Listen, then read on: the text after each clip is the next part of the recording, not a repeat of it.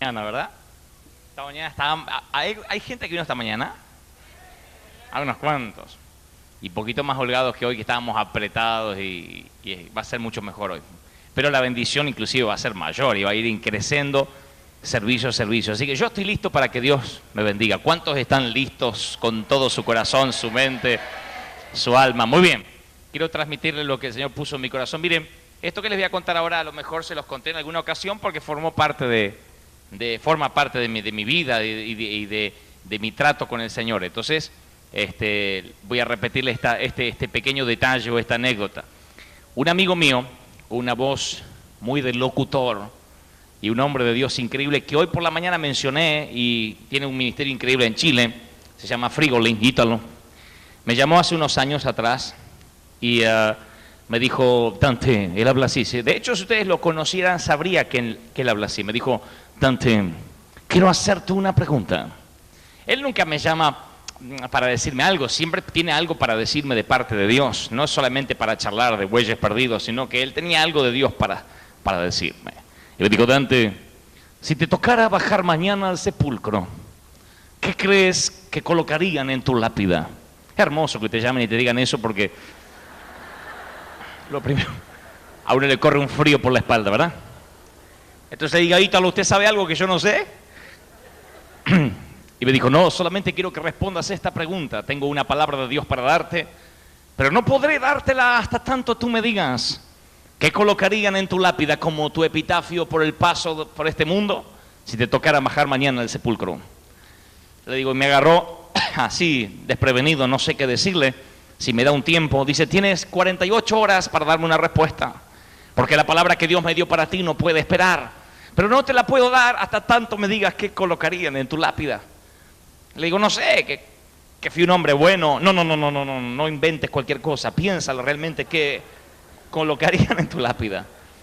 Le digo: Ítalo, la verdad que nunca jamás un hombre de Dios me llamó para decirme algo similar. Y él me dijo: mira, tienes 48 horas, la cual puedes llevar a tu esposa al cementerio y pasear y ver qué hay en otras lápidas.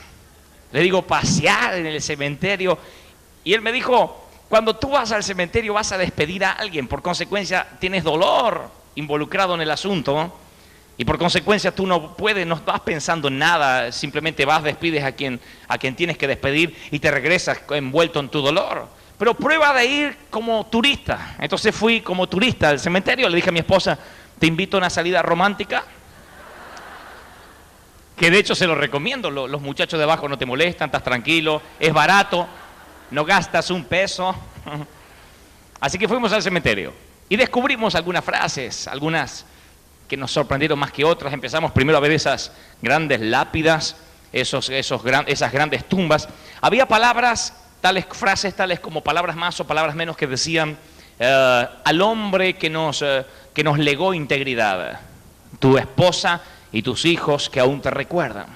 Otras frases decían, no sé, al hombre que nos enseñó el andar por esta vida y que siempre nos dio como herencia ser una buena persona, etcétera, etcétera. Había frases que son realmente llamativas.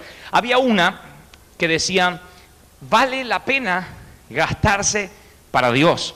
Estaba entre comillas y firmada por el misionero Frederick Clemens. Y decía: vale la pena gastarse para Dios.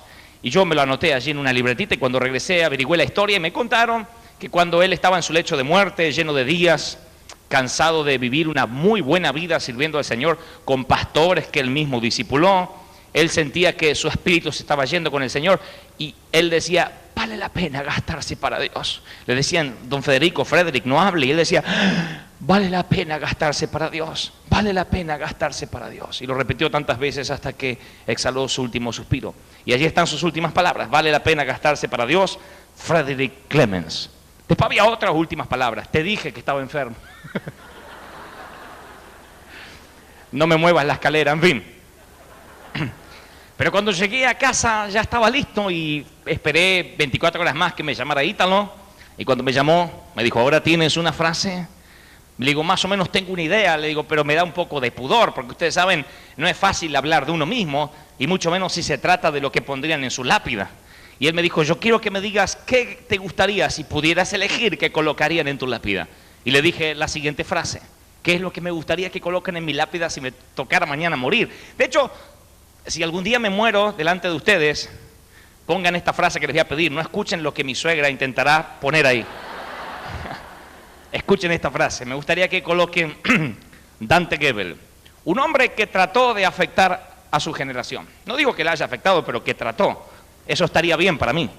Entonces le dije: Ítalo, me da pudor decirlo, pero me encantaría que digan Dante Gebel, un hombre que trató de afectar a su generación. Entonces Ítalo dijo: ahora te diré lo que Dios me dijo que te dijera. Él me ha dicho que te diga que ahora tienes un sueño. Busca un sueño que sea más grande que tú mismo, un sueño que te cueste muchos años alcanzarlo, y luego pon todo tu esfuerzo en lograrlo. Dormirás con ese sueño, vivirás con ese sueño, vas a dormir con ese sueño, te levantarás todos los días con ese sueño, será tu estandarte de vida, respirarás por él, vivirás por él. No habrá otra cosa más importante que ese sueño por toda tu vida. Te vas a bañar con él, vas a comer con él, será lo primero que pienses por la mañana y lo último antes de irte a dormir. Será tu sueño. Tienes que tratar de afectar a tu generación. Por consecuencia, ahora tu tiempo empieza a valer oro. Tu tiempo ha de cotizarse muy caro. Ya no podrás estar dilapidando tu tiempo por cualquier sitio. Has de cambiar tus hábitos porque no te alcanzan los días sobre esta tierra para tratar de afectar a tu generación. Ahora eres el dueño de un sueño que tú has determinado y que Dios, por consecuencia, se empecinará en cumplir. Colgué el teléfono y mi esposa me dijo: ¿y cuál era la palabra de Dios? Y yo le dije que trataré de afectar mi generación antes de que lo pongan en mi lápida. Todos los días de mi vida tienes un sueño. Busca un sueño, dice un amigo mío, más grande que tú mismo. Un sueño que te cueste muchos años alcanzarlo y después pon todo tu esfuerzo en lograrlo. Yo quiero transmitirles a ustedes un episodio bíblico, un pasaje bíblico que también ha formado parte de mi vida durante mucho tiempo y está en el Salmo 126 y el versículo 1. El Salmo 126, el versículo 1 dice: cuando Jehová hiciere volver la cautividad de Sión, seremos como los que sueñan. Cuando Jehová hiciere volver la cautividad de Sión, seremos como los que sueñan. Ítalo agregó algo más antes de cortar. Él dijo: mira, tú determinarás lo que yo les dije esta mañana, si ese sueño se va a cumplir o no, pero tienes que pensar en eso todas las mañanas y será lo último que pienses antes de ir a dormir.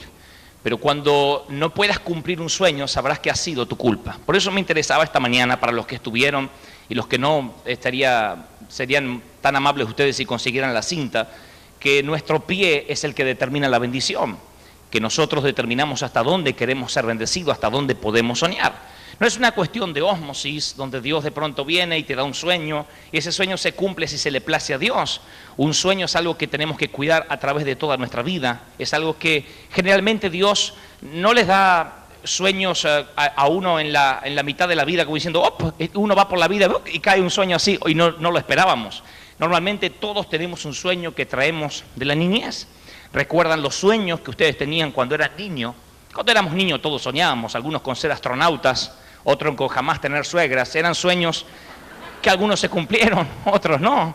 Y después vamos creciendo y la vida nos va haciendo más duros. No quiero decir más prejuiciosos, pero más duros. Y entonces vamos cambiando esos sueños de ser astronautas o policías por algo más real y palpable. A veces nuestros sueños lo ponemos en relatividad con lo que ganamos, con lo que tenemos. Mi papá siempre fue un hombre nacido en Alemania, obviamente. Además es pastor, como el pastor que tuvimos nosotros, un pastor alemán, mi papá. Mi mamá nació en Inglaterra, por consecuencia tengo padres europeos, lo que los hace padres que no me quejo, no lo digo con rencor, al día de hoy son viejitos, pero nunca me dieron la crianza que ustedes pudieran darle a sus hijos o que yo le doy a mis hijos. Mi papá siempre fue un hombre de muy pocas palabras. De hecho, tenía la costumbre de pegarme a cuenta. Entonces, cuando yo iba pasaba por al lado, él me pegaba acá atrás, me decía: ¡abombo! Me decía. Y yo salía así, y yo le decía: ¿qué me pegaba? Por las dudas, me decía el papá. Para que ya esté pegado para el día por si hacía algo mal. La vieja, mi mamá, tenía la particularidad que yo, ahora que soy padre, digo, era un don lo que tenía mamá, porque podía pegarme en frío. Yo no puedo pegarle en frío a mis hijos. Ahora mi mamá se podía enfriar y 3 horas después se acordaba lo que yo le había hecho. Entonces yo tenía un árbol de limones que me acuerdo que subía hasta ahí donde sabías que mamá no podía subir. Y decía, bájate de ahí, bájate de ahí. No, vos me vas a pegar. No, sí, te voy a dar un premio, bájate de ahí, decía. Y yo me quedaba encima de ese árbol porque sabía que yo, si bajaba, podía morir literalmente. Tenía que esperar que el fuego se calmara. Ahora, yo tenía ciertos recursos. Cuando mamá me pegaba, yo lo que hacía era irme a la cama rápido, me tapaba hasta acá, me ponía en posición de estar en un ataúd y me imaginaba bien muerto. Y yo imaginaba todo el velorio, cómo era, y mi mamá llorando al costado, mi papá, ¿por qué te pegué, hijo? Y yo bien muerto para que reviente la vieja, bien muerto así. Pero sabía que de ahí hasta imaginarme muerto, había que enfrentar la situación. Así que yo estaba arriba del árbol y mamá me decía, baja de ahí, no, vos me ibas a pegar. Y yo sabía que tenía que pasarse. Así que pasaba 1 hora, 2 horas, a las 3 horas, a veces todo entumecido, bajaba del árbol y la veía a mamá cantando. Mientras que cocinaba, el gozo del Señor, mi fortaleza es. Y yo decía, la guerra ha terminado. Y pasaba por al lado de mamá y decía, ¿bajaste, mi amor? Sí, ma. ¡Paf! Desgraciado, me decía. En frío. Es un don natural de parte de Dios. Eso es un don que Dios le dio. Porque yo no le puedo pegar. Mis hijos cuando me hacen algo a los 5 minutos dicen perdón y me ponen la cara así del gato con botas y yo ya no le puedo pegar. Ahora, por alguna razón mamá y papá siempre hablaban poco conmigo. Entonces, y provengo de una Argentina o de una América Latina, que la gran mayoría debe provenir de la misma, si no me equivoco, donde teníamos muy pocas cosas. No teníamos ni muchos juguetes, ni podíamos aspirar a un gran estudio, porque éramos, no quiero decir pobres, pero se vivía con lo que se podía. No éramos de los niños como al día de hoy, mis hijos que te comen la comida considerando lo que va a haber después de postre. Entonces uno le tiene que decir lo que va a haber de postre para que ellos se sientan motivados a comer la comida. Entonces, si yo quería postre tenía que ir al mandarinero del fondo, que había unas mandarinitas así, de una desgracia de agrias, así chiquititas. Y cuando papá cobraba el aguinaldo, compraba una lata de duraznos así, y la sacaba el día lunes, pero ese día no se podía comer, se podía mirar la etiqueta, y mirábamos todo así. Sí. La sacaban el martes y mirábamos la foto de los duraznos. El viernes se abría y se compartía, se sacaban 2 duraznos, medio para mi hermano, medio para mí, medio para mi mamá, y eso tenía que durar porque no había, eso era mi papá había traído duraznos. Soy el menor de 4 hermanos, por consecuencia heredé todo. Heredé la ropa de mis hermanos, los manuales de mis hermanos. Yo digo, cuando uno hereda todo, uno siente, además de tener la estima dañada, uno sabe que además todo lo que está usando, mi mamá compraba pantalones. Me sorprende ver a mi hijo ahora. Mi hijo se produce para ir al colegio, mi hijo mayor, tiene 10 años y se para los cabellos así. Toda su ropa le tiene que combinar, tiene 10 años el mocoso. Y se para los cabellos así, va así. Mi mamá me peinaba las cachetadas hasta los 17 años. Me hacía ¡paf! Y me peinaba ¡paf! Y yo iba así como gato de rico, así al colegio, así todo. Y mamá compraba pantalones largos, que esto algunos de ustedes de la nueva generación ni saben lo que estoy hablando. Pantalones largos, no te llevaban a probar ropa. Mamá sabía el pantalón que te tenía que comprar. Entonces compraba primero zapatos largos, grandes, porque el pie le está creciendo, está en pleno crecimiento y no puedo andar gastando. Y le ponía algodón en la punta, parecías Krusty el payaso, así. Ibas así. Durante 3, 4 años hasta que te quedara bien el zapato. El algodón se apelotonaba en la punta así, entonces perdías el control de los zapatos. ¿Se acuerdan? Y mamá compraba pantalones largos y le iba subiendo lo que se llama ya la botamanga para adentro. Para los que no saben, esto significa que cuando pegabas el estirón, te bajaban el pantalón de adentro. Entonces tenías el color marrón ratón y marrón oscuro abajo. Y a medida que ibas creciendo te bajaban un poco más. Las maestras jamás te preguntaban la edad, te contaban como los árboles por las líneas, decían 8 años.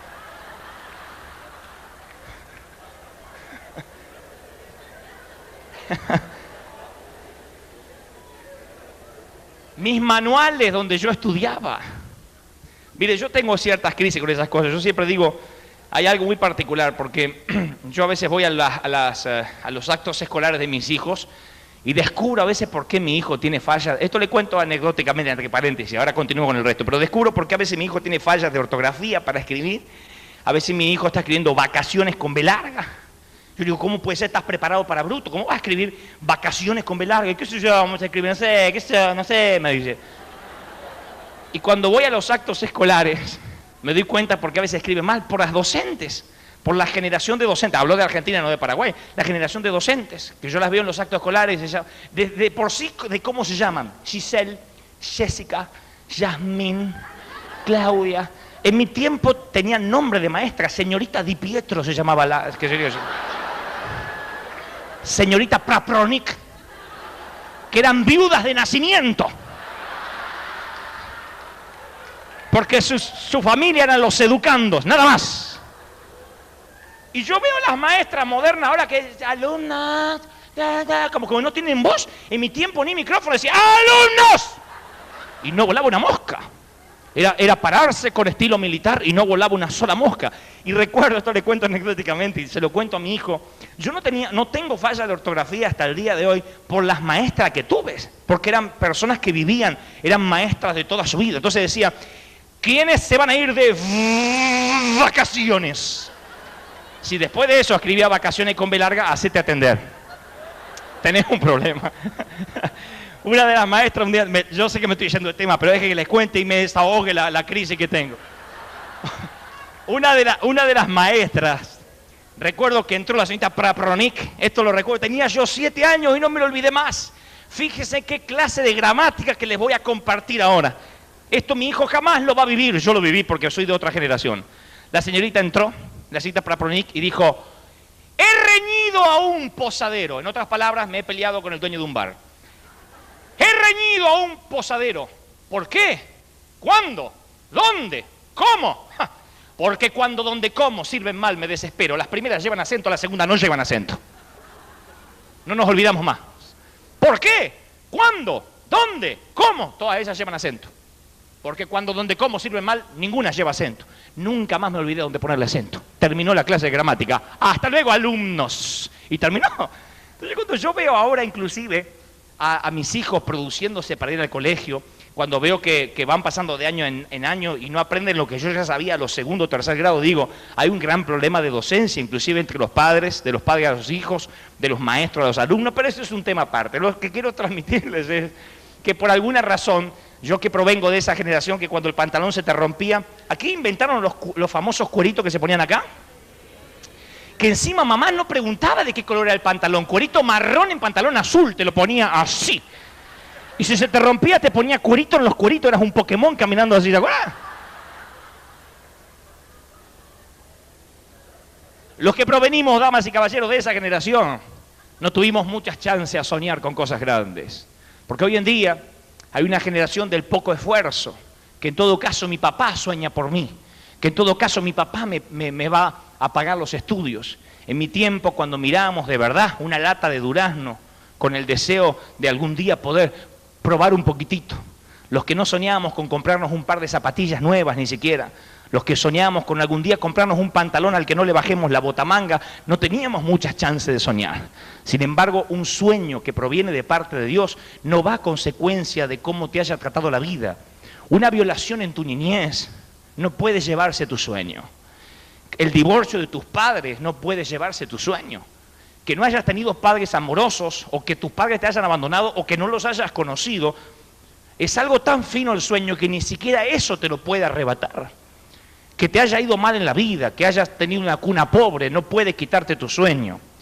Hay gente acá que tiene empresas, que ha vendido, que ha estado en la pobreza más paupérrima, y sin embargo nada de esa pobreza determinó que pudieran o no pudieran cumplir los sueños. El día que seas libre de la cautividad, de la pobreza, de un divorcio, de un maltrato familiar, ese día vas a ser como los que sueñan. Cuando seas libre de todo aquello que te dice, no, tú no puedes soñar cosas grandes. Entonces, para alguien como este servidor, que toda la vida le dijeron abombado y que nunca creyeron en mí, mire, hoy les conté esta mañana del pastor que yo tenía. Y yo lo cuento anecdóticamente porque a veces cuando voy a un congreso donde hay mayormente jóvenes, descubro que hay un montón de gente que cuando no le gusta algo de la iglesia inmediatamente emigra hacia otra iglesia. Cuando hay algo que siente una falta de apoyo acá, dice, bueno, ¿será que tengo que irme a otro lugar? O empiezan a sentirse insatisfechos en el lugar donde ellos están. Este pastor alemán que yo tenía, que les contaba esta mañana, tuvimos durante meses convenciéndolo de que comprara una batería. Cuando finalmente logramos que el hombre comprara una batería, y yo era el baterista de la iglesia, él, me acuerdo que en determinada ocasión en la Santa Cena sentía la gloria de Dios y empezó a cantar, y yo me emocioné cantando "El justo florecerá como la palmera". Y él decía "el justo", tocando el acordeón, "el justo florecerá como la palmera", y yo me emocioné tocando la batería. Y entonces, él no era un hombre bruto, insisto, pero tenía limitaciones idiomáticas. Entonces, de haber conocido el castellano bien, hubiese dicho: por favor, tendrías a bien bajar el volumen de la batería o tocar más despacio. Pero como tenía limitaciones del idioma, con el micrófono acá, recuerdo como si fuera hoy. Yo, adolescente, cuando a uno le importa mucho el que dirán, cuando uno se peina todo el tiempo para ver que no le quede un pelito de más, en el tiempo de la adolescencia, cuando te sobran los brazos, te falta pierna, te sobra nariz, de esos tiempos. Tocando, imagínense. Y no digo que esto esté bien, digo que aún así yo tuve que aprender lo que era estar sujeto. En un momento yo creo que me emocioné demasiado y toqué la batería, y él con el micrófono acá dijo: ¡ay, apague eso, Tacho! Y yo hice: ¡ay! Llegué a casa y dije: no quiero, nunca más tocado. Porque vieron que uno cuando es adolescente es muy verborrágico. Y papá me dijo: vas a ir otra vez y vas a seguir tocando, porque ese es el lugar que Dios quiere que estés. No, pero yo no quiero seguir más. Vas a estar otra vez ahí, aunque te haya dicho: apague eso, Tacho. Entonces, cuando pasan los años y yo me encuentro con gente que me dice: aquí no me apoyan, yo me voy porque no siento aquí. Yo les digo siempre: cuando tú has tenido una infancia donde no has tenido nada, cuando no has tenido alguien que te solvente tus estudios, cuando nadie te financió tus sueños, cuando una lata de durazno era tan importante como un pantalón sin botamanga, y cuando lo poco que haces en la iglesia te dicen: apague eso, Tacho. Obviamente, del único que puedes aferrarte es del Señor, es el único que puede darte un gran sueño que tú puedes conservar. Ahora, cuando Dios te da un sueño, hay gente que va a morir siendo soñador y que algún día pondrán en su lápida: murió teniendo sueño. No sueños, murió soñando. Bueno, murió, pero extendió su siesta porque no daba lo mismo que viviera o que no viviera. Ahí está.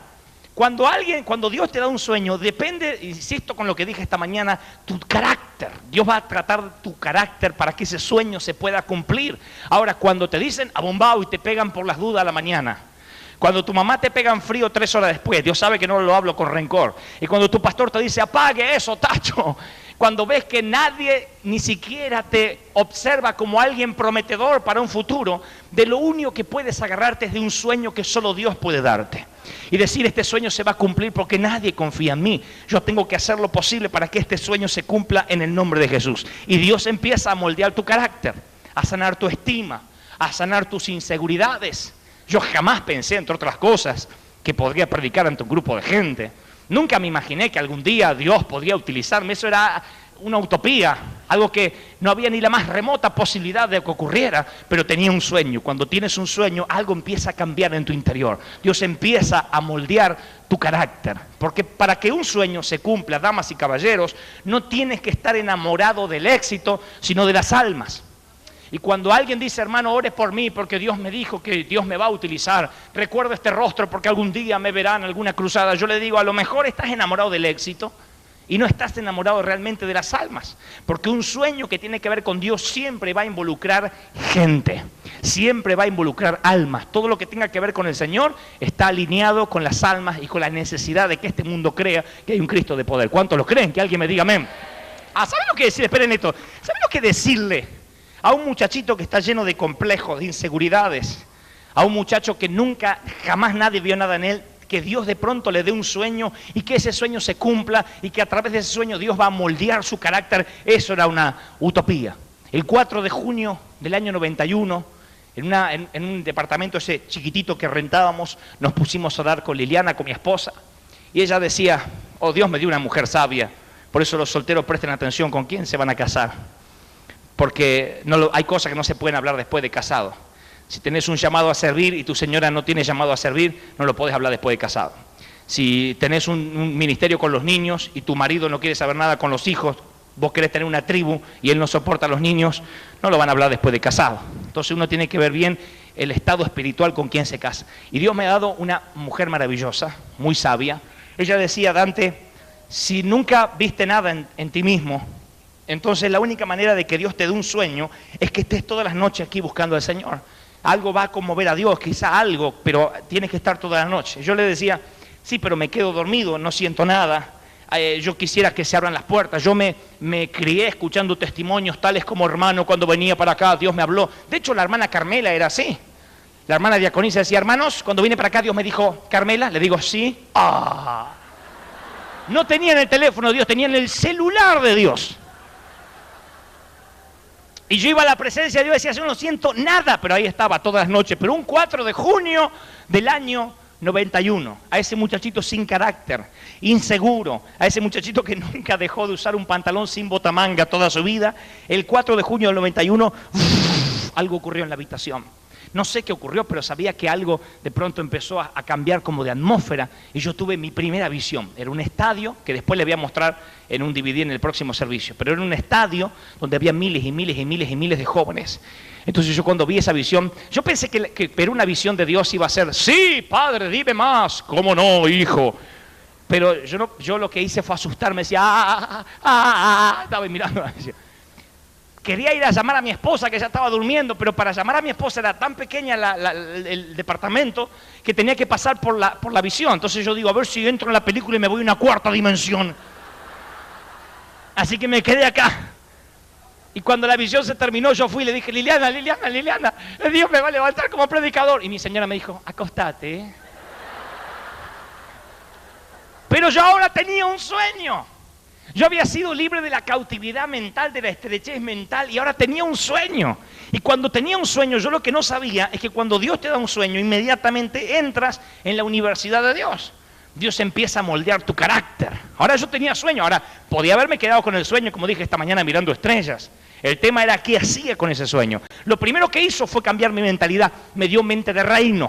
Al día siguiente yo fui a tocar a la semana siguiente, a tocar la batería de la iglesia. Había otro baterista que a veces me reemplazaba, y como yo tenía hasta tener ese sueño, yo tenía mente enana, mente pigmea, tenía la mente enana de iglesia, es decir, pertenecer a una iglesia, yo sigo perteneciendo y sigo bajo sujeción, no me malinterpreten, pero mi mentalidad no era de reino, era de iglesia. Entonces cuando yo llegué, estaba el otro baterista. Si yo no hubiese tenido el sueño, a mí me hubiese luchado, yo hubiese dicho, pero no me deja tocar, era mi momento para tocar. Ahora cuando llegué y me dijo, toco yo dije, no importa, no hay problema. Por dentro dije, no sabes a quién le está impidiendo tocar la batería. Porque ahora yo tenía un sueño. Como les dije una vez, yo era un cheque a cobrar. Yo había estado en mi futuro. Por consecuencia, eso había afectado mi presente y por consecuencia iba a afectar mi futuro, todo lo que venía. Pero algo había cambiado en mí y ahora yo tenía un sueño, pero Dios tenía todavía que moldear mi carácter. Yo esperé que ese sueño se cumpliera y me senté a esperar en la vida. Y mi mujer sabia, como les dije hoy, viene y me dice, Dante, estuve meditando y Dios me dijo que si Dios te dio ese sueño de un estadio repleto de miles de jóvenes, ¿no habrá que ir por él? Yo le digo, Liliana, pero no me conoce nadie. A lo mejor yo tengo que empezar a predicar y se me va sanando la gente, se me desinflan los gordos, se mueren las suegras, no sé, algo, ¿entendés? Ella me dijo, pero cuando Dios le habló a Moisés y la zarza estaba ardiendo, él simplemente tuvo que obedecer esa voz. Yo le dije, voy a pedir reconfirmaciones a Dios. No, yo creo que si Dios te habló fue lo suficientemente claro. Dios no dijo, Moisés no dijo, bueno, que haya varias zarzas del camino de acá hasta Egipto para yo estar seguro. Dios le habló una sola vez. Y si Dios te habló y fue claro, porque yo no vi la visión, tú viste la visión, ¿no tendrías que correr hacia esa visión? Le digo, sí, pero yo tengo 22 años. Y con 22 años yo no puedo pararme en un estadio a predicar porque no me va a creer, 23 años, no me va a creer nadie. Ella dijo, pero si Dios te lo mostró, vas a romper todos los pronósticos y diagnosis, tienes que atreverte a creer. Le digo, no, ay, claro, para la señora es fácil. Ay, tienes que atreverte a creer. Esas discusiones que uno siempre tiene, ¿verdad? Porque si Dios, claro, porque Dios no te lo mostró a vos, sí, pero te lo mostró a vos, sí, pero estás dudando de que Dios me lo mostró. No, no estoy dudando, simplemente digo que si Dios te lo mostró tendrías que avanzar. Claro, que es fácil para vos hablar, ¿por qué no avanzás conmigo? No, porque Dios te mostró visiones, yo te acompaño. Qué fácil que es la vida de las mujeres, yo te acompaño, claro, pero... Y estuvimos durante semanas así. Ella me decía, si Dios te dio el sueño, tienes que avanzar hacia ese sueño. Ahora, lo que yo no sabía es que para que Dios te pueda dar un sueño, y ese sueño, mejor dicho, para que ese sueño se cumpla, Dios tiene que formar tu carácter, tu temperamento. El carácter es algo, el carácter no es No es la cuestión de decir, bueno, yo exploto porque no lo puedo dominar. El carácter significa de que nada ni nadie te detendrá, ni siquiera un pasado de violación, ni siquiera un pasado donde la niñez fue traumática, ni siquiera un pasado pobre, ni siquiera un presente que parece que no cambia, de promesas diferidas. Nada de eso puede detenerte hasta tu sueño, porque cree que ese sueño se va a cumplir en el nombre de Jesús. ¿Cuántos lo creen? Díganme amén. Un sueño que se cumple es un sueño noble, y un sueño noble es aquel que involucra el bienestar de alguien más. Ese es un sueño noble. Aquellos que están enamorados del éxito es porque ellos se imaginan. Yo he visto a gente diciendo, hermano, yo me veo predicando en una iglesia multitudinaria, pero cuando cierran los ojos se ven ellos predicando así y no ven gente, están enamorados del éxito. Hay otro que dice, hermano, yo soñé que voy a transformar la alabanza y la adoración de América Latina, pero cuando cierran los ojos se imaginan ellos en una tapa de un disco, pero no se imaginan lo que va a ocurrir con esa alabanza. Por consecuencia es un sueño que no se cumple, porque no es un sueño noble, porque no involucra el bienestar de alguien más. ¿Querer tener mucho dinero es un sueño noble? Sí, si involucra el bienestar de alguien más. Si quieres tener mucho dinero para sembrar, para bendecir, para darle a tus padres, para honrarlos, para que no vivan con una jubilación de miseria. Si tú quieres tener dinero para honrarlos y bendecirlos y bendecir a todo aquel que te rodea, es muy probable que ese sueño se cumpla porque ha nacido en el corazón de Dios y porque involucra el bienestar de alguien más. ¿Cuántos lo creen? Que alguien me diga amén. ¿Cuántos tienen un sueño noble esta tarde? Levanten la mano como señal. Un sueño que involucre almas. A ver, los que tengan sueños que involucren almas. No sueños personales nada más, sino sueños que involucren gente, que involucren almas. Dios va a moldear tu carácter. Hay un conocido orador en Buenos Aires, él siempre dice, si un carpintero comete un error con la madera, tapa el error con masilla, la lija, y nadie se dio cuenta. Pero si un médico comete un error con su trabajo, tapa el error con tierra. ¿Alguno no entendió? No importa, después le explican bien en casa. Esto es igual. Trabajar con almas no es cuestión, ay, yo tengo un sueño de estadios, ay, yo tengo sueño de ser predicador, yo quiero tener la célula más grande. No. Trabajar con almas, esto es una alta complejidad. Dios no le puede confiar a cualquiera un sueño de estos, porque un error puede ser mortal, porque vamos a trabajar con gente. Y trabajar con gente, esto lo saben los líderes de célula, los ministros, los que tocan la música, los que predican. Trabajar con gente, vaya que es difícil, porque la gente, damas y caballeros, somos embromados. Conformarnos a nosotros, la gente, a la especie, a la raza humana, es algo complicado. Hay de los buenos y hay de los otros. Hay de los que reciben y hay de los explicólogos. Los evangelistas, que no tenemos la carga pastoral como tiene Emilio y Betania, que no tenemos la carga de estar todo el tiempo con la gente, deberíamos vivir de luna de miel con la gente. Porque los evangelistas llegamos a un lugar, decimos todo lo que dice el pastor durante años, pero parece que suena diferente. ¿Recuerdan cuando eran chicos iban a comer a la casa de la tía? Que parecía que la comida de la tía siempre era más rica que la que preparaba mamá. Yo me acuerdo que íbamos a la casa de la tía Sara y tía Sara hacía unas sopas increíbles y yo no tomaba sopa en casa, pero sí la sopa de la tía. Y mamá me decía, oh, desgraciado, en casa te voy a hacer un barril de sopa. Entonces el evangelista a veces viene y dice todo lo que dice el pastor durante 20 años, pero a veces suena hasta diferente y hasta mejor, porque lo dijo un evangelista. Y cuando la gente me empieza a conocer, ya me lleva el avión de regreso a casa. Así que debiéramos vivir de luna de miel. Sin embargo, donde voy siempre me encuentro con gente que me pide perdón. Me dice, hermano, yo no lo podía ver a usted, lo odiaba con todo el corazón, lo tenía acá. Y ese pedido de perdón que a veces no sirve porque le termina el pecado a ella y me arranca el pecado a mí. Porque ella me dice, pero ahora, hermano, ahora que lo vi personalmente, siento que lo amo con todo el corazón. Y yo cuando se va, claro, ella se va sin pecado, pero yo quedo con el pecado diciendo, desgraciada, 10 años hablando mal de mí. Ese pecado que no sirve, que no suma, ese pedido de perdón que no suma. Entonces yo a veces me pregunto, digo, ¿es embromado trabajar con gente? Claro que es embromado trabajar con gente. Yo descubrí, porque algunos creen tener un sueño significa que Dios va a moldear tu carácter para que ese sueño se cumpla, aunque tengas críticas. Aunque alguien te diga, ¡ay, apaga eso, tacho! Aunque un papá te diga, bombao, y te pegue por las dudas. Aunque tenga una mamá que te pegue en frío. Aunque tenga todas las circunstancias en contra, Dios necesita que tu carácter se mantenga firme en lo que Dios dijo que iba a hacer. ¿Cuánto lo creen? Que alguien me diga amén. ¿Qué significa que tener carácter? Que vas a trabajar con gente que va, como dice John Maxwell. Maxwell dice, cuando quieres emprender algo, va a haber un montón de gente diciéndote que no lo hagas. Cuando vean que no te pueden detener, te dirán cómo lo tienes que hacer. Cuando finalmente lo hagas, dirás que siempre han creído en ti. Entonces, empezar algo no es fácil. Yo fui al estadio de Vélez Sarsfield la primera vez allí hace muchos años. Llegué con mis 23 años, mucho más flaquito de lo que soy ahora, así que llegué. Dije, bueno, vengo a alquilar el estadio. El presidente del estadio, con el cual después hicimos una gran amistad, porque volvimos a ese estadio después de unos años, ni levantó la mirada del escritorio. Y me dijo, ¿su nombre? Gebel. Me dijo, mire, Gebel, esto sale $40.000 la noche, más el cobertor del pasto, más el sonido, más los seguros, calcule más o menos unos $100.000. Bueno, en todo caso paso. Y me fui. Le dije, mi esposa me estaba esperando afuera, le dije, ya está, avancé un paso, ahora le toca a Dios. No, ahora no le toca a Dios, tenemos que continuar. Yo le dije, es imposible, si con nuestro salario apenas pagamos el alquiler del departamento, ¿cómo vamos a meter en una visión de $100.000? Ahora, Dios no estaba tan interesado en que la visión se cumpliera, en que el estadio se llenara, como en procesar mi carácter y mi temperamento. Entonces yo cuando dije, bueno, si vamos a hacerlo, quiero comentárselo a hombres de Dios, y empecé a hablar con hombres de Dios de Buenos Aires y de Argentina. Le dije, miren, Dios me dijo esto. Ahora imaginen, para que no lo critiquen al hombre de Dios, imaginen que un muchachito que tú ves por primera vez, un llamado Mongoto Aurelio, dice, quiero fundar una iglesia en Paraguay.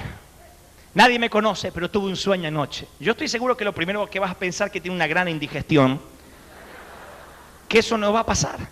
Entonces yo me acuerdo que yo me reuní con hombres de Dios, algunos, poquitos, porque no me conocían, y le dije, miren, yo tengo este sueño, y todos me dijeron, es una locura, no va a funcionar. De hecho, yo dije, yo quiero avanzar porque Dios me dijo, y suena el teléfono en casa, y era un conocido amigo, que hasta hace poco nos encontramos en España, y nos recordamos de esta anécdota. No lo critiquen, yo hubiese hecho exactamente lo mismo, pero escuchen esto, por favor.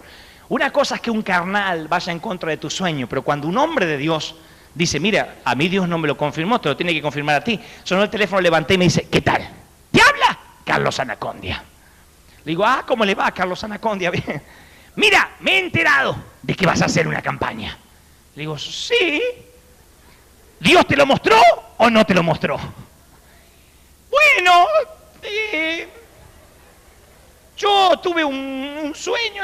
Te hago una pregunta. ¿Estás seguro que Dios te mandó o no estás seguro? ¿Y Dios qué le dice a usted? A mí Dios no me va a mostrar lo que va a hacer contigo, como no te muestra a ti lo que va a hacer conmigo. Lo que te quiero decir de parte de Dios es que estés muy seguro de lo que vas a hacer. Porque si rentás un estadio y no es de Dios, si simplemente es un sueño personal, así habla Carlos, vas a pararte en el estadio y no va a ir nadie. Te vas a quemar vos, vas a quemar el evangelio y no vas a dejar mal a todos en el reino. ¿Estás seguro? Ahí es cuando la visión y la zarza empieza a desaparecer y uno empieza a ver crecer el faraón cada vez más grande. Ahí es cuando uno piensa que por razones de sentido común uno no debería avanzar. Yo iba a la presencia de Dios y decía, Señor, ¿escuchaste lo que dijo tu siervo? Y Dios decía, sigue porque por ahí es. Sigue porque por ahí es. Yo voy a moldear tu carácter, voy a moldear tu temperamento. Mire, yo encontré un pasaje semi-escondido en la Biblia. Digo semi-escondido porque ha sido muy leído, pero quizás se nos pasó por alto la manera en que el apóstol lo dice. Yo descubrí, siempre tuve celos de Pablo, celos santo, y del otro. Porque yo digo, Pablo nunca buscó a Dios, es decir, Saulo nunca buscó a Dios. No es el hombre buscando a Dios, sino Dios buscando al hombre. Y yo digo, ¿qué hizo? Tuvo que haber tenido alguna cualidad Saulo para que Dios lo eligiera. Y yo creo que Saulo, lo que hace mover el corazón de Dios es que él tenía carácter en lo que hacía, tenía temperamento en lo que hacía. Después Dios lo que hizo es reenfocar ese carácter y fue el gran Pablo. Entonces cuando de vez en cuando Pablo escuchaba comentarios por ahí que criticaban, de pronto se encuentra con que la iglesia de Corinto está tratándolos de carnales. Él trata de calmarse, tiene carácter, pero él no es, soy un hijo de Dios, que me critique, que me persiga, no era así. Él tenía carácter. Y alguien con carácter sabe hacia dónde va, sabe lo que tiene. Y entonces se dispone a escribir una carta a los corintios.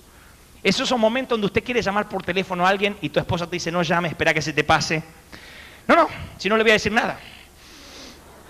Se te voló la paloma y te bajan los buitres así. Pablo intenta calmarse y escribe una carta. Es como aquel hombre que iba en el supermercado con el carrito así repleto de mercadería. El hombre iba tranquilito así y el nenito ahí iba ¡pah! Pegándole a la gente. ¡Pah! ¡Pah! Le pegaba las canillas de la gente. Vieron que en los supermercados hacen esos pilones así de latas. Él venía el nenito y hacía ¡pah! Y le pegaba. Y el papá decía, tranquilo, Mateo. ¡Ey! Haya paz en tu corazón, Mateo. Y el nenito, ¡pa! ¡pa! ¡pa! Y seguía molestando a la gente y cuando venía un carrito tiraba así y el papá decía, ¡ey! Tranquilidad, Mateo. Paz y mansedumbre en tu corazón y en tu alma, Mateo. Y una mamá de estas modernas nerviosas.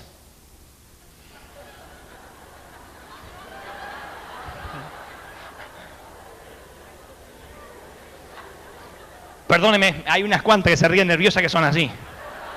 Pues si no, se reiría. Perdóneme que me meta en su vida.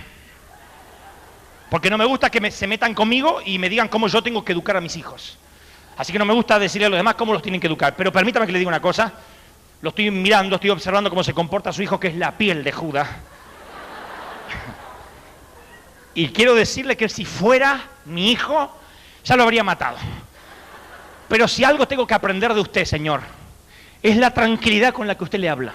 Yo he visto de lejos, yo lo hubiese matado, yo lo hubiese amenazado de muerte. Y usted le dice tranquilidad, paz, me gusta cómo le habla. Y yo dije, algo tengo que aprender de este Señor. Y yo quiero, hoy me dio usted una lección de vida, porque a veces yo me pongo más nerviosa por mucho menos que esto. Y usted, sin embargo, nunca ha perdido la tranquilidad. Y el hombre dice, no, Mateo soy yo. Ese es Pablo, escuche.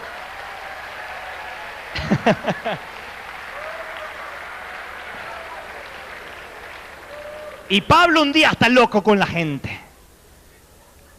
Porque no puede alcanzar su sueño porque hay unos carnales que lo tratan de carnal a él. Entonces dice, tranquilo Pablo. Yo Pablo os ruego por la mansedumbre y la ternura. A mí me hace acordar a mi mamá cuando me decía Dantecito baja, porque mi mamá cuando se ponía loca hacía Dantecito. Cuando estaba todo bien me decía Dante, pero cuando decía Dantecito era para calmarse porque me reventaba de una patadita. Dantecito decía.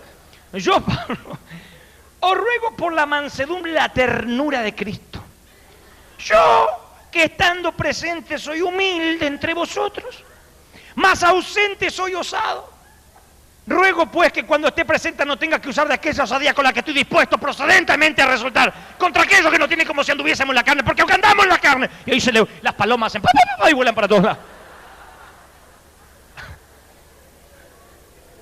Porque a Pablo, damas y caballeros, nadie le va a enseñar cómo alcanzar su sueño. Él sabe qué es lo que tiene y él no se va a detener por una crítica.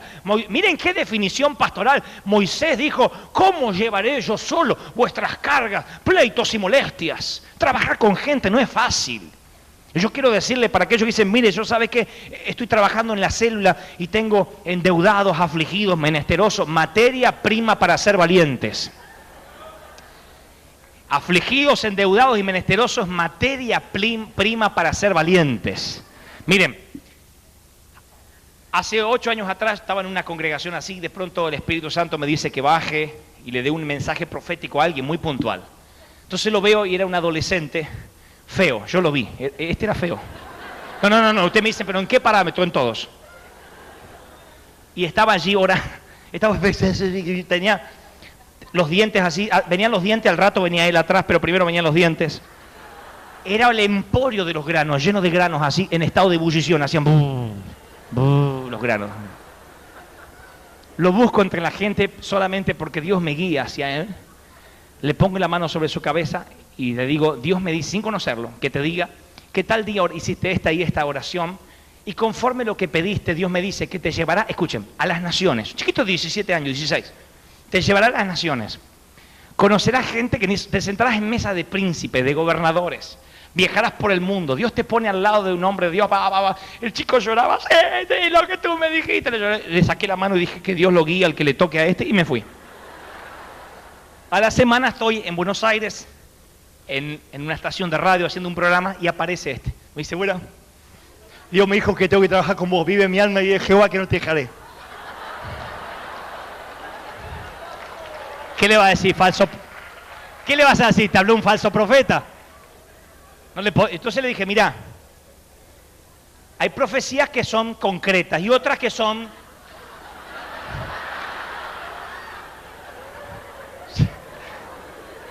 simbólicas. Llegué a casa, le dije a Liliana, yo estaba orando para que Dios me dé un equipo evangelístico. Y yo le dije, Liliana, vos no sabés, ¿te acordás del muchachito que le profetizé? Se me vino a la radio y dice que Dios le dijo que estás conmigo. Yo no lo quiero porque es un mocoso, déjame hablar, yo no lo quiero. Mi señora me dijo, no cometas el mismo error que cometieron contigo, no lo subestimes, porque quizás tenga un llamado muy puntual, pero es que no me sirve. Si yo quiero poner un hogar de rehabilitación para sonsos, lo llamo, pero yo no lo quiero. Y me dijo, no lo subestime, a lo mejor es el primer amor, se va a cansar y se va a ir. Entonces el otro día fui y él estaba, vive hoy vive mi alma. Entonces yo pensé, claro, porque yo le dije, yo sé que endeudados, afligidos y menesterosos es materia prima para ser valiente, pero este reunía las tres condiciones. Entonces, tienen que haber visto la película Reto al Destino, tienen que haberla visto con Richard Gere, tienen que haber visto esa película donde está todo el ejército, que eso pasa siempre en los ejércitos, cuando el servicio militar era obligatorio en Argentina, también sucedía, pero como en Estados Unidos es gente voluntaria, hay el primer día, hay un coronel que te dice bien lo que significa entrar al ejército, para que ese día renuncies si no estás preparado a todo lo que se te viene por delante. Tienen que haber visto la película cuando el coronel les dice, quiero decirles que esto no será fácil. Les haré comer cada centímetro de esta maldita tierra. ¿Me oyeron? Sí, señor. Hablen fuerte, maldita sea. Sí, señor. ¿De dónde es usted? De Illinois, señor. De Illinois solo vienen niñas idiotas. ¿Quién es usted? ¿Una niña idiota, señor? Tienen que hablar, ¿sí o no? Bueno. El mismo espíritu es el que yo tuve para hablarle ese día. Le dije, vení para acá, Pablito. Sí. Mira, te voy a decir una cosa. Acá no estás en el ministerio porque estás aburrido, y me voy con Dante. Esto no es así, ¿me entendiste? Sí, señor, háblame fuerte porque acá es carácter, temperamento. Sí, señor, me decía. Y escúchame bien. Si estás acá por los panes y los peces, olvídate, yo no te voy a pagar nada, vas a tener que trabajar ad honorem. Sí, señor, no vas a comer porque a veces, pues, si estás por la comida te equivocaste, te equivocaste, porque a veces vas a tener que ayunar todo el día porque el Señor no tenía donde recostar su cabeza, porque si vos venís a un ministerio para estar más cómodo, te equivocaste de lugar. Sí, señor, así que vas a estar, yo dije, con esto se va. Me dijo, terminaste, sí, vive Jehová y vive mi alma que no te dejaré.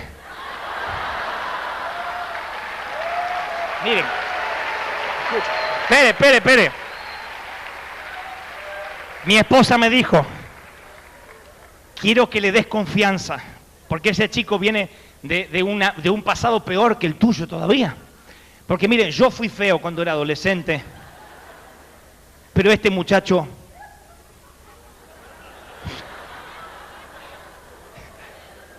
podía ingresar al libro Guinness de los récords. No, de verdad.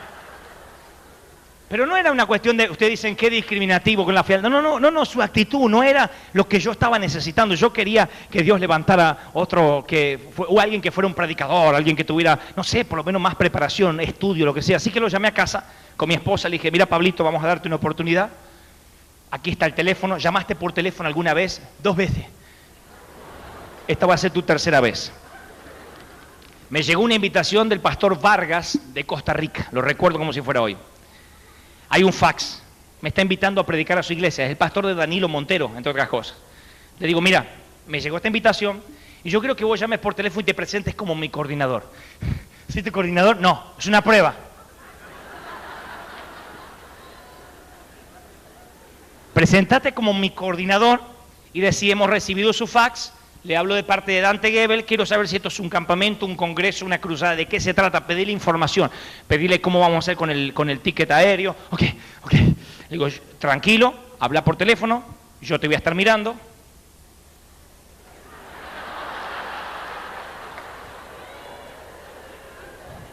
Así que agarra el teléfono.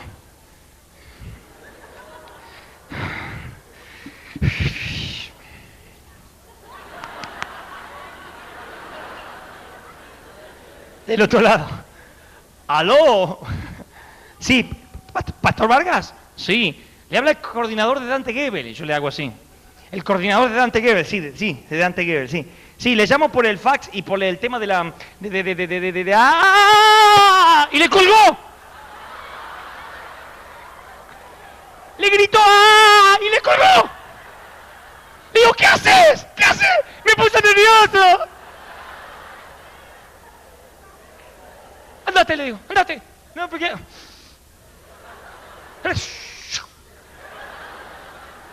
Pero yo te explico. Le digo a mi esposa, ¿viste? Está preparado para infeliz, tiene un don.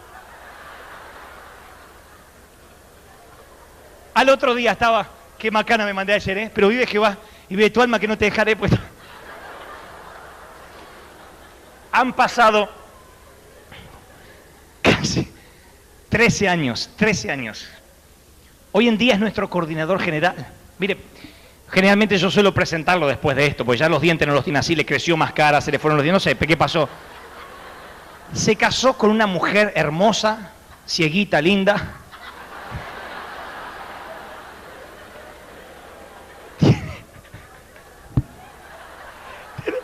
Tiene su propio departamento. Le compramos su auto, trabaja en la productora, gana mucho más que muchos en Argentina. Ustedes lo escuchan hablar, me has logrado subir a vuelos donde nadie me podía hacer subir, se pelea habla con los de American, discuten con los de United, habla con otro, con este, y habla con los agentes de viaje, habla con los pastores. Ha recorrido cerca de 30 países, se ha sentado con gobernadores, con jefes de Estado, ha hablado, la gente lo mira y cree que tiene como unos 30 y tantos años, tiene apenas 27 o 28, pero parece que tuviera muchos más, se maneja y dice, buenas tardes, Dios le bendiga. Es todo un predicador. Ahora, yo le dije hace poco, yo voy a empezar a contar tu testimonio cuando decías, yo le voy a empezar a contar. Pero le dije, ¿qué fue lo que determinó que te quedaras? Aun cuando yo hablé duro, Pablo Chamorro, ¿qué fue lo que determinó que te quedaras? Y él me dijo, es que yo sabía que la vida no me había dado ninguna oportunidad, que este era el único salvavidas que yo tenía. Yo veía que el Titanic de mi vida se hundía y tenía solo un salvavidas que se llamaba Dante Gebel y me agarré así. Yo tenía que alcanzar mi sueño, nada ni nadie iba a determinar. Mire, inclusive así fue con todas las cosas de la vida. Se enamoró de una rubia que es una modelo de tapas de revistas. Que yo le decía, Pablo, reaccioná. Te voy a traer un espejo. Pero él decía, yo no quiero menos que eso, la amo. Y la chica tocaba la flauta así en la iglesia del pastor Claudio Frey, una rubia espectacular, muy bonita. Él decía, sí, es la mujer de mi sueño. Yo le dije, una cosa es conseguir un ministerio, otra cosa, una mujer así. Reaccioná, Pablo, pero él fue a hablarle y le dijo, quiero decirte, Giselle, que soy el hombre de tu vida. Así como conseguí el ministerio, vas a ser la madre de mis hijos y te vas a casar conmigo, porque yo trabajo en el ministerio de Dante Gebel. Y le dijo, ¡y se casó el desgraciado! Tu sueño te llevará lejos. Tu carácter hará que alcances tu sueño. Tu carácter hará que alcances tu sueño. ¡Aleluya!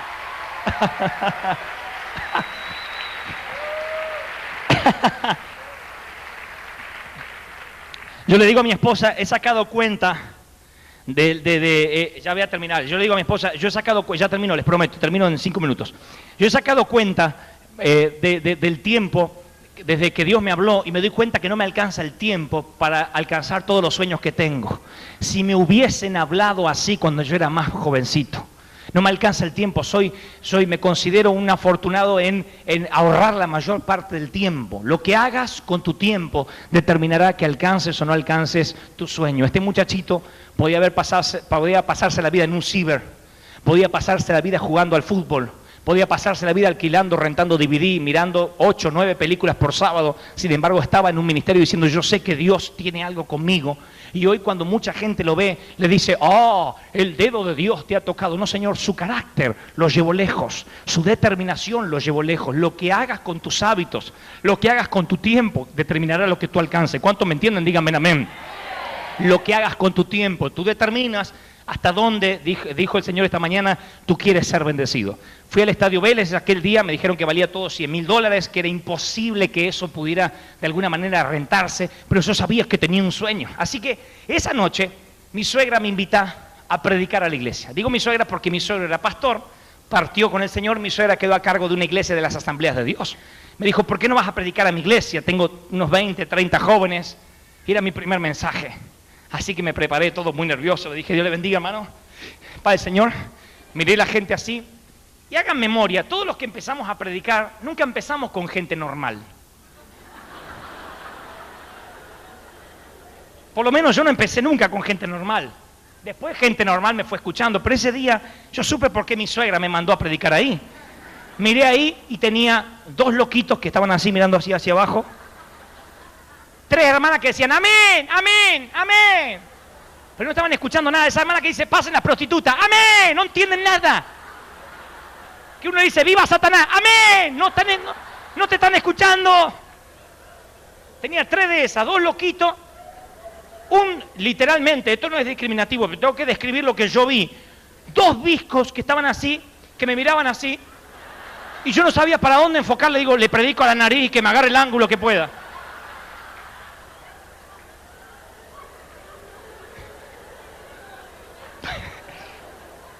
Pero tenía un sueño. Y dije, hermanos, Dios me dijo que vamos a llenar el Estadio Vélez. La viejita dijeron, amén. Los viscos dijeron, amén. Y terminó. Llegué esa noche a casa, me dice mi esposa, escuchen, con esto quiero transmitirle que cuando Dios te da un sueño y tú tienes el carácter de avanzar, Dios está más interesado que ese sueño se cumpla. Y va a mover a quienes tenga que mover. Esa noche llego a casa, mi esposa me dice, mira, está sonando el teléfono. Esto yo lo cuento con lujo de detalle en un libro, se llama El Código o Las Arenas del Alma. Entonces de pronto suena el teléfono y me dice mi esposa, está sonando desde hoy, es un hombre que quiere hablar contigo, va a volver a llamar. Levanto el teléfono y escuché la voz del otro lado de un hombre fumador. Esas voces de mafioso decía, la tiré. Sí, mira, tuvo mi hija esta noche, en la reunión de esta noche, la de los tuertos y los de... Para que se ubiquen donde... Tuvo mi hija, dice, y la verdad dice que me sorprendió que vaya a hacer un estadio. Digo, ¿usted es creyente? No, ateo, gracias a Dios.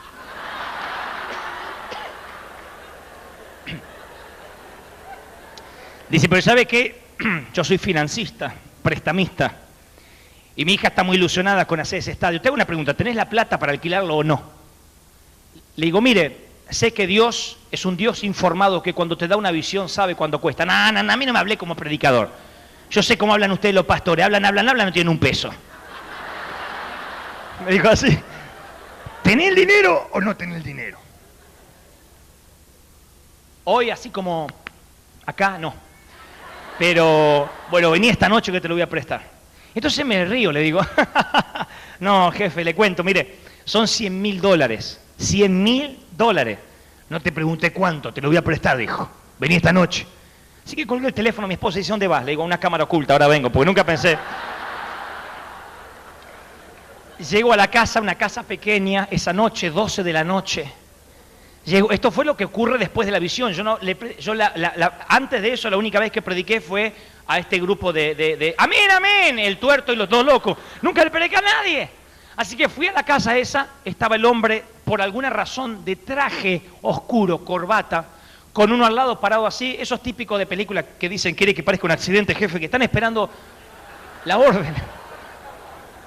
Sentate ahí, me dice. Sí, me senté, me tranquilizó que vi la hija por ahí que me saludó, le dije, Dios te... Me dice, acá están $100.000, 80.000 en efectivo y el resto te lo voy a dar en cheque. ¿Está bien? Sí. Le digo, los que sí no tengo nada para firmarle, porque usted sabe que no tengo garantía. Me dice, yo no te estoy prestando porque tengas garantía. Pero como que hay un Dios que cuando la cruzada termine me lo vas a devolver. Yo siempre me cobro lo que presto.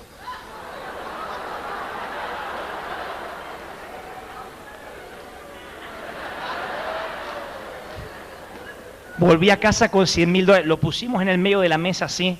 Imagínense, nosotros ganábamos el equivalente a $80. Tener 100.000 arriba de la mesa era como recordar cuando mirábamos la lata de durazno, mirábamos la plata así. La tuve 3 días, la retuve en casa. Mi esposa decía, anda a pagar, pará, ¿qué apuro hay? Y fui al estadio y pagué el estadio. Pagué el cobertor de pasto para que la gente pudiera estar, pagué el sonido, los seguros, todo que sumamos más o menos $100.000. Ahora tenía que venir la gente. Por alguna razón el 14 de diciembre de pronto la gente hizo y 55.000 personas abarrotaron el estadio.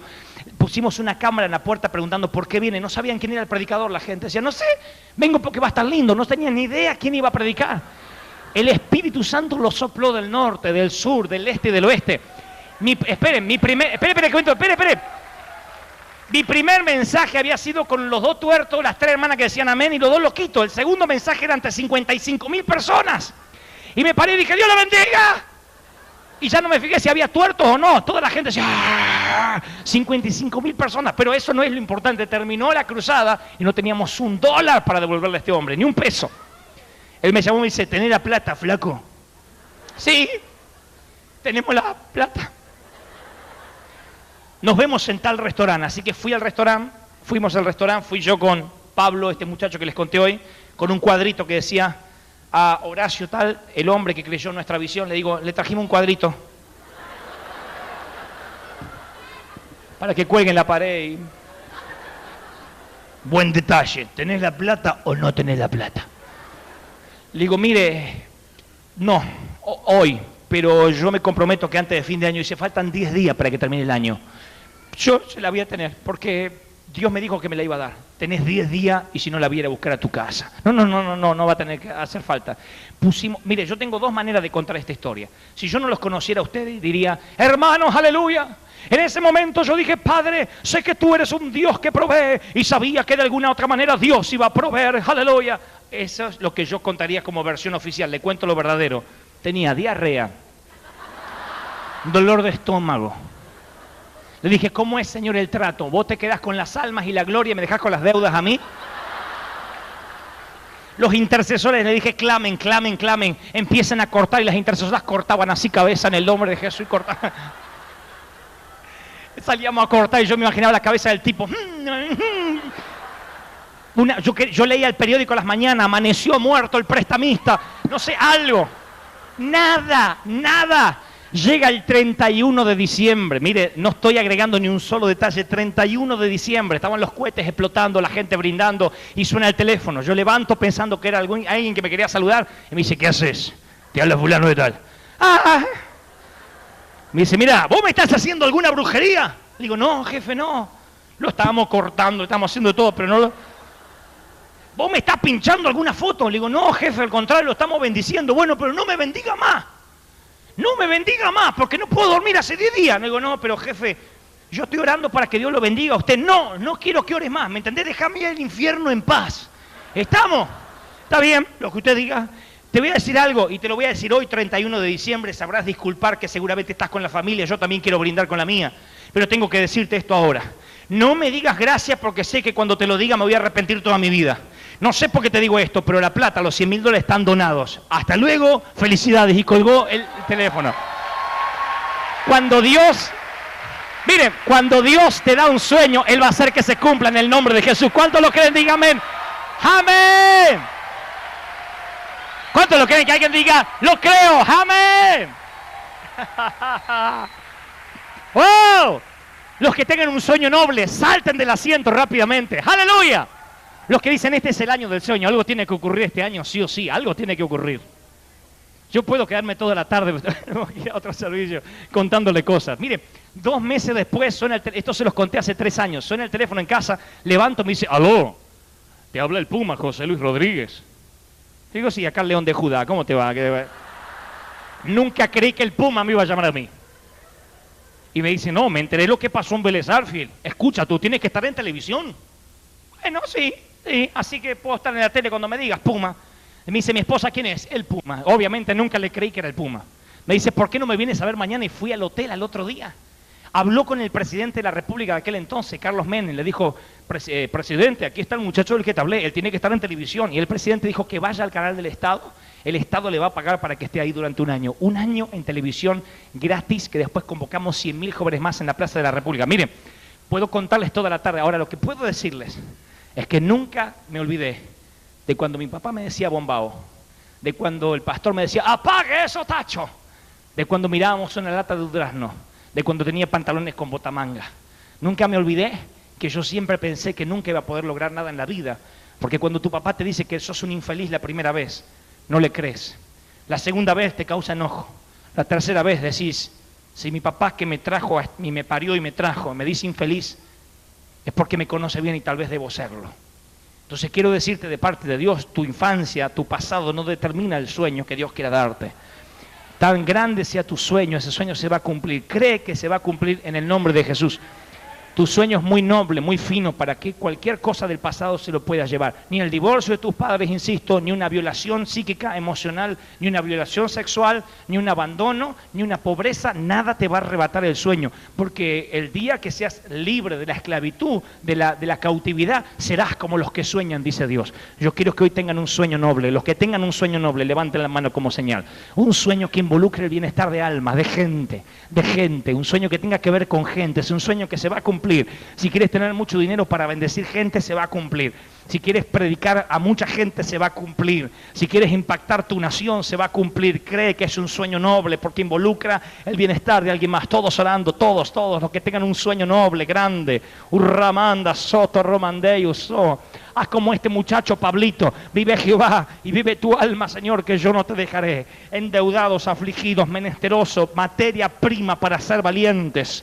Urramaya, no va a ser fácil. Dios dice, no te prometo que será fácil. Muchos vendrán a decirte que no resultará. Odiarán tu túnica de colores. Te arrojarán en una cisterna, pero cree, no contamines tu corazón, porque algún día administrarás los graneros de Egipto y le darás de comer aún a aquellos que no creyeron en ti. ¡Hurra, maya, so! Todo el mundo orando, todos, Padre, los que tienen un sueño noble esta tarde, me vacío en ellos una doble porción del Espíritu. Los que tienen un sueño que les arde en su corazón, busca un sueño, dice el Espíritu, que sea más grande que tú mismo. Un sueño que te cueste muchos años alcanzarlo, y pon todo tu esfuerzo en que ese sueño se logre en el nombre del Señor. Urramaya, siamaja, kia. El Espíritu Santo me dice, ¿qué pondrían en tu lápida si te tocara bajar al sepulcro mañana por la mañana? ¿Qué pondrían? ¿Qué has hecho por el sueño que Dios te ha dado? ¿Qué has hecho por el paso por esta tierra? Dice el Espíritu.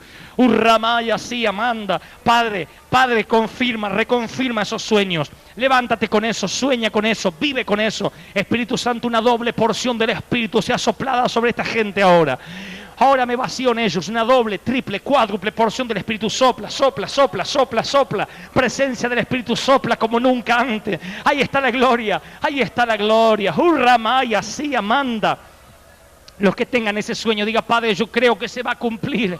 Yo creo que sé lo que pondrán en mi lápida. Te hago la pregunta que me hizo Ítalo. ¿Qué pondrían en tu lápida mañana si te tocara bajar al sepulcro? Urramaya, soya. Trató de afectar a su generación. Donde fue dejó bendición. Afectó a los que lo rodeaban. Fue un trastornador de naciones. Trastornó, provocó asunción para Jesucristo. Urramaya, soya, manda aquí, presencia del Espíritu, todos orando, todos, un momento más, solo un minuto más. Oh, presencia del Espíritu, todos. Aleluya. Oh, maya sonda, rama so. Oh, la presencia del Espíritu sopla más. Mantengan este espíritu, esta adoración, mantenga solo unos minutos más. Unos minutos más. Oh, presencia del Espíritu. Sueña, dice el Espíritu. Rica Maya. La gente que ha logrado éxito en la vida no es gente con suerte, sino santos tercos que lucharon por sus sueños. No hay mejor día para morir que aquel día que se cumplió tu sueño. No hay mejor día para morir que el día que se cumplió tu sueño. Pero tú no te mueres hasta que tu sueño no esté cumplido, dice el Espíritu. Cree, con carácter, cree que se va a cumplir en el nombre de Jesús. Cree que ese sueño se va a cumplir en el nombre de Jesús. No hay mejor día para morir que el día que tu sueño se cumple. Cree que se va a cumplir, dice el Espíritu. Yo me he empecinado, moveré mis influencias, dice Dios. Gente que no te conoce te llamará. Gente que te ha visto en visión, sin conocerte, te reconocerá. Gente que ni siquiera pensaste algún día conocer, vendrán a ti. No esperes que alguien mágicamente va a financiar tu sueño. Si tú crees en ese sueño, las finanzas vendrán a ti. No sabrás cómo, pero se cumplirán en el nombre de Jesús.